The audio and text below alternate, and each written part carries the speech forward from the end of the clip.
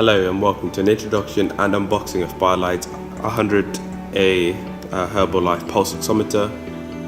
So looking in front of the box, we have the two color variations, the blue one and the orange one. The orange one we have is here.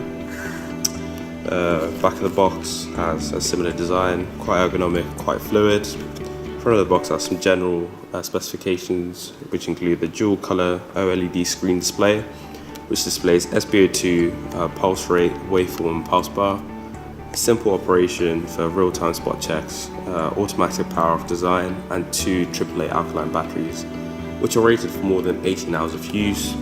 The front has the IME number and the back has some insurance number.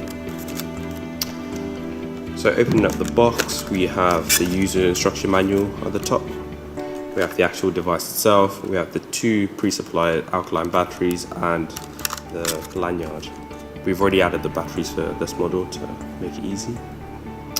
So turning on the device is simple. You simply just press the button at the top and you put your finger through it like that. And you turn down to display information. As you can see, it's upside down, hence to orient it, you just simply press the top button until you're comfortable with whichever rotational side it picks on. And that is the 100A model. For any further questions, please just message Biolight.